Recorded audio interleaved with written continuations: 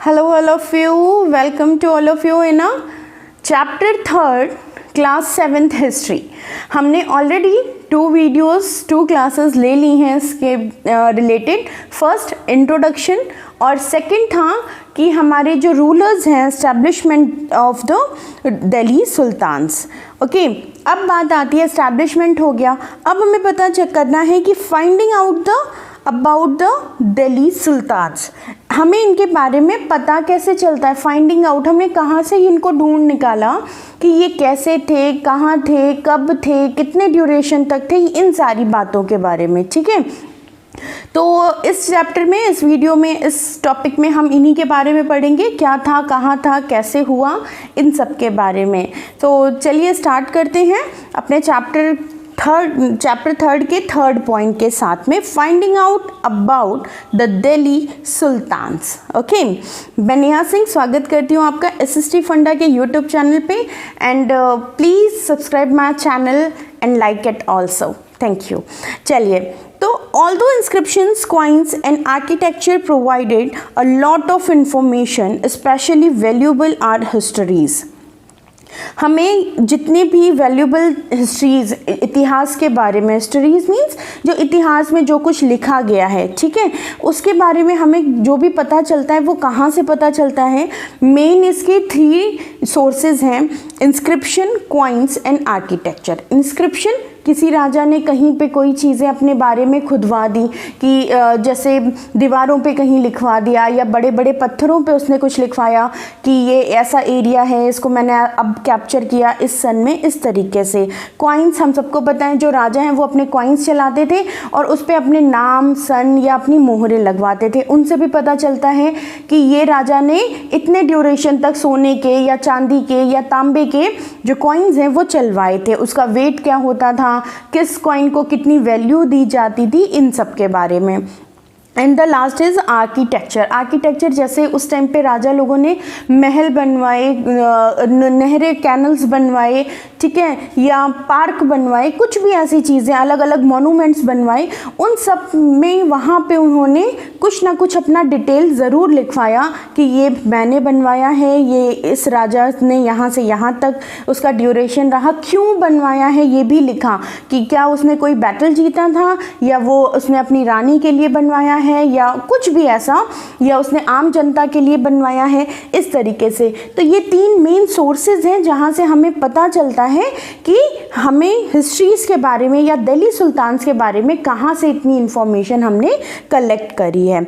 चलिए बात करते हैं, इन्हीं 3 अलग अलग सोर्सेज के साथ एक और सोर्सेज ऐड हो जाते हैं जिसका नाम है तारीख या फिर त्वारीख। तारीख इन सिंगुलर एंड त्वारीख in plural. Written in Persian, the language of administration under the Delhi sultans. ये एक पर्शियन लैंग्वेज में लिखा हुआ था जो कि दिल्ली सुल्तान्स के एडमिनिस्ट्रेशन के अंडर में लिखा जाता था।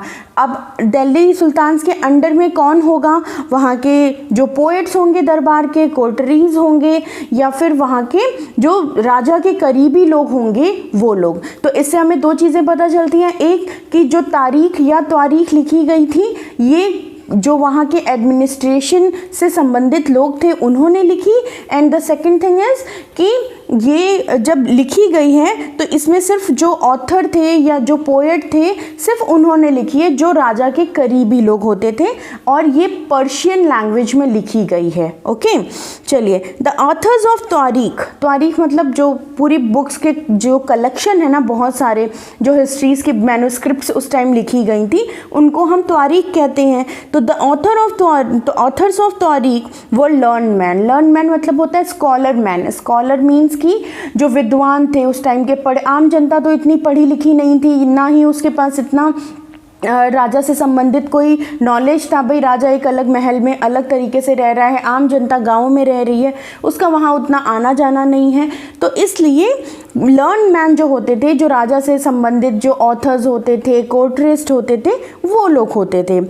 सेक्रेटरीज, अब ये कौन है? लर्न मैन बताया गया है आपको कि लर्न मैन की कैटेगरी में कौन कौन आता है। तो सेक्रेटरीज आते हैं। सेक्रेटरीज मतलब राजा से जो अलग अलग डिपार्टमेंट के जो लोग हेड होते थे, ठीक है, कि कोई रेवेन्यू देख रहा है, कोई उसका कुछ सेनापति है, तो ये सेक्रेटरीज हो गए सारे। फिर आते हैं एडमिनिस्ट्रेटर, जो उसके राज्य का सारा एडमिनिस्ट्रेशन देख रहे हैं। जैसे इल्तुतमिश के थे 40, है ना, तो 40, तो वो 40 लोग पूरा एडमिनिस्ट्रेशन देखते थे उसके पूरे एम्पायर का, तो इस तरीके से एडमिनिस्ट्रेटर हैं। फिर आते हैं पोएट्स, जो कि पोयम लिखते थे, कविताएं लिखते थे राजा के लिए या अपने राज्य के लिए। फिर आते हैं कोर्टरीज, जो उसके दरबारी होते थे, who both recounted events and advised ruler on governments, emphasizing the importance of just rule। ये वो लोग होते थे जो इवेंट्स में भी होते थे उनके साथ। अब जैसे एडवाइज़र हैं, पोएट्स हैं, कोटरीज हैं, राजा का कोई भी किसी भी तरीके का इवेंट होगा तो ये लोग वहाँ पे प्रेजेंट होंगे ही होंगे। ऐसे ही जो उनके एडवाइज रूलर्स हैं, उनको एडवाइस करने के लिए जो लोग हैं वो भी वहाँ होंगे। तो कुल मिला के सिंपल सी बात ये है कि जो भी राजा के नियर अबाउट लोग होते थे, जो लोग उनके साथ काम करते थे, जो लोग उनके लिए काम करते थे, उन लोगों ने तारीख या तारीख को लिखा है। अब बात करते हैं जो तारीख और तारीख लिखी गई है, ये लिखी कैसे गई है। हमें पता है कि उस टाइम पे ना इतना ज़्यादा जो हमारा डेवलपमेंट था वो इतना नहीं था कि प्रिंटिंग प्रेस या प्रिंटिंग मशीन्स अवेलेबल हों, तो लोग हाथों से लिखते थे, ठीक है। Manuscript, man and script, man के द्वारा लिखी गई स्क्रिप्ट, तो मैनोस्क्रिप्ट लिखते थे। इसका भी एक तरीका होता था। जैसे सबसे पहले 4 स्टेजेस थे, ओके, आप देख सकते हो, आपके पास ये पिक्चर्स हैं। सबसे पहली पिक्चर है प्रिपेयरिंग द पेपर, पेपर तैयार किया जाता था जिसमें वो लोग तारीख या तारीख को राइट डाउन करना चाहते थे। फिर आता था राइटिंग द टेक्स्ट, आप देख सकते हैं ये जो स्कॉलर है या जो लर्न मैन है ये उस पर राइट डाउन कर रहा है जो भी इवेंट के बारे में, जो भी वो लिखना चाहता है राजा से संबंधित। थर्ड आता है melting gold to highlight important words and passages. अब उस टाइम हमारे पास मल्टी कलर तो होते नहीं थे इंक के लिए, तो इसलिए जो बुक होती थी उनको वहाँ पे गोल्ड पिघलाया जाता था, उसको एक रिफिल में या किसी चीज़ में फिल करके उसको अंडरलाइन या उन वर्ड्स को बड़ा बड़ा लिखा जाता था जिसको वो हाईलाइट करना चाहते थे, ठीक है, गोल्ड से। फिर आता है प्रिपेयरिंग द बाइंडिंग, और फिर जब ये सब कुछ कंप्लीट हो जाता था उसके बाद उन सारे पेजेस को, उन सारे मैन्युस्क्रिप्ट पेजेस को एक साथ बाइंड कर दिया जाता था, बांध दिया जाता था और तैयार हो जाती थी एक तारीख। क्लियर। और यही बहुत सारी तारीख मिलके जब तैयार कर लेते थे या प्रिपेयर हो गई, उनको ही हमने प्लूरल में तारीख कहना शुरू कर दिया। चलिए अब बात करते हैं keep the following additional details in mind. आपको इस मैन्युस्क्रिप्ट से रिलेटेड कुछ चीज़ें और भी जाननी चाहिए, जैसे द ऑथर ऑफ तारीख lived in cities mainly Delhi and hardly ever in villages. जो तारीख के राइटर्स होते थे, राइटर्स कौन थे? लर्न मैन थे, ठीक है, एडवाइज़र, पोएट, कोर्टराइज। तो ये लोग क्या करते थे कि मेनली दिल्ली सिटी में ही रहते थे राजा के साथ में, उनके लगभग किले के आसपास या किले में ही साथ में रहते थे। और ये बहुत कम था कि कोई जो विलेज में रह रहा हो, ऐसा कोई बहुत कम था। They often wrote their histories for sultan in the hope of rich reward. और वो अच्छे से अच्छा रिवॉर्ड पाने के लिए, पुरस्कार पाने के लिए, प्राइजेस लेने के लिए हमेशा राजा के अच्छे ही चीज़ें लिखते थे। वो कभी आम जनता या गांव के बारे में आपको ज़्यादा डिस्क्रिप्शन नहीं मिलेगा जितना कि राजा के बारे में मिलेगा, और ज़्यादातर अच्छा ही मिलेगा, क्योंकि वो चाहते थे कि भाई अगर हम राजा के बारे में अच्छा लिखेंगे तो वो हमें खुश होगा और हमें ज़्यादा से ज़्यादा रिवॉर्ड्स देगा। Okay, Next and third is these authors advised rulers on the need to preserve an ideal social order based birthright and the gender distinctions. Their ideas were not shared by everybody.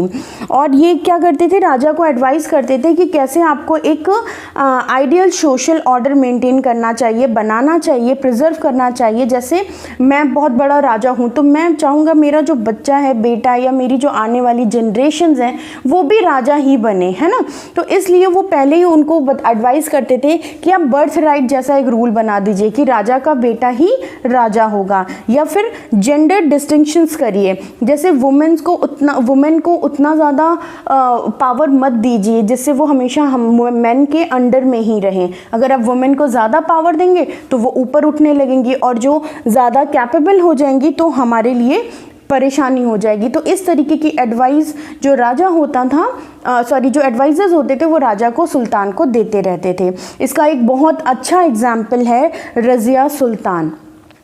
इन 1236 सुल्तान इल्तुतमिश की daughter जो थी रज़िया बेगम सुल्तान, उन्होंने इल्तुतमिश ने रज़िया को सुल्तान बना दिया 1236 में।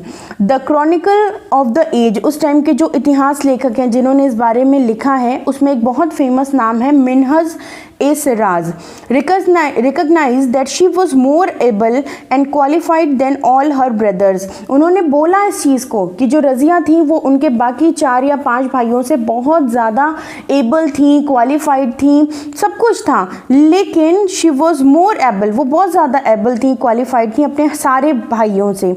But he was not comfortable at having a queen as ruler। बस मिन्हज है सिराज ने ही लिख दिया कि इतना कुछ होने के बाद, वो इतनी अच्छी होने के बाद भी मुझे नहीं अच्छा लगता कि मैं एक जो क्वीन है उसके अंडर में रहूं, ठीक है, एक रूलर जो है वो क्वीन, ऐसा नहीं होना चाहिए। Nor were the nobles happy at her attempts to rule independently. बहुत सारे नोबल्स को भी नहीं अच्छा लगा कि जो रज़िया है एक वुमेन है और वो हमारे ऊपर रूल करे या फिर वो इंडिपेंडेंटली रहे। She was remove from the throne in 1240, और इन्हीं सारी चीज़ों के चलते हुए लगभग 4 साल के बाद ही 1240 में रज़िया सुल्तान को उसके जो थ्रोन है, उसका जो सिंहासन है, वहाँ से हटा दिया गया। तो ये टॉपिक यहीं पे एंड होता है। आई होप आपको समझ में आया होगा, अच्छा टॉपिक है। और इसके साथ ही हम मिलेंगे अपने नेक्स्ट टॉपिक में जिसका नाम होगा गैरिसन, जो कि एक किलाबंदी के बारे में हम बात करेंगे कि कैसे वो लोग सिक्योर करते थे अपनी सिटी को, from garrison town to empire के बारे में। ओके, सो तब तक के लिए बाय बाय, गुड बाय, और मिलते हैं नेक्स्ट वीडियो में। सब्सक्राइब एंड लाइक करना बिल्कुल ना भूलें। बाय।